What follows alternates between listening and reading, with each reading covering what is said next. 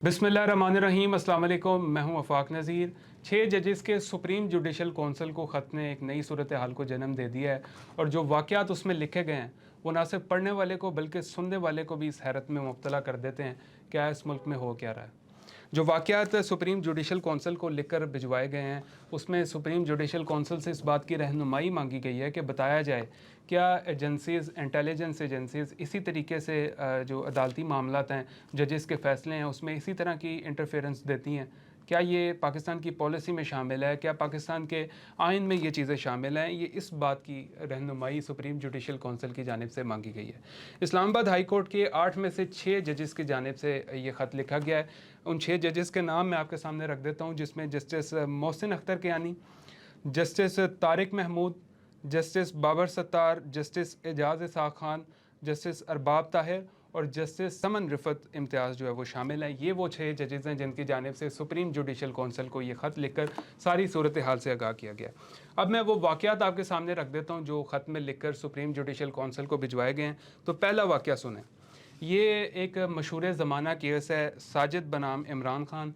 ये वही केस है जिसमें chief justice Islamabad high court ने जो है वो वेबसाइट से फ़ैसला हटा दिया था। इसमें जो है वो जजेज़ ने जो है सुप्रीम जुडिशल कौंसिल को एड्रेस करते हुए लिखा है कि इस केस में एजेंसी के ज़रिए 2 जजेस पर दबाव डाला गया और केस को जो है वो काबिल समाअत करार देने का कहा गया। इस पर जो है उन्होंने चीफ़ जस्टिस को रिपोर्ट किया तो वहाँ से जवाब आया कि एजेंसी के आला अफसर से बात हो गई है, वो आइंदा जो आपके केसेस हैं इसमें किसी किस्म की इंटरफेरेंस नहीं देंगे।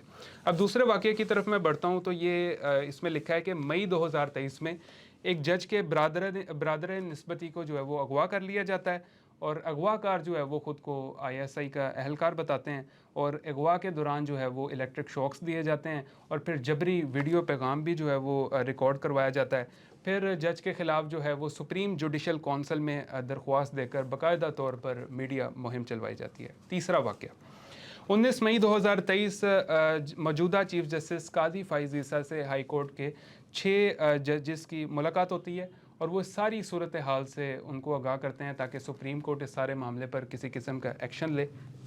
लेकिन जो मौजूदा चीफ जस्टिस हैं इनको इस बात से हमें ये चीज़ पता चलती है कि इनको ये इस सारे वाक़े का पहले से इल्म था, लेकिन उन्होंने अभी तक इस पर खामोशी बरकरार रखी और इस पर इनकी जानिब से कोई एक्शन नहीं लिया गया। ये इस सारे मामले पर ये तो है ही है ख़राब, लेकिन ये उससे भी बड़ी ख़राब बात है कि इस पर मौजूदा जो चीफ जस्टिस हैं उनको इल्म था इस चीज़ का और उनकी जानिब से किसी किस्म का इस पर नोटिस नहीं लिया गया। चौथा वाक़या 2023 की गर्मियों का वाक़या है ये, जब एक जज अपनी सरकारी रिहाइशगाह पर शिफ्ट होते हैं तो रूटीन की मुरम्मत के काम के दौरान लाइट से जो है वो कैमरा बरामद होता है। एक कैमरा बरामद होता है जज के जो मास्टर बेडरूम है वहाँ से और दूसरा कैमरा जो है वो ड्राइंग रूम से बरामद होता है।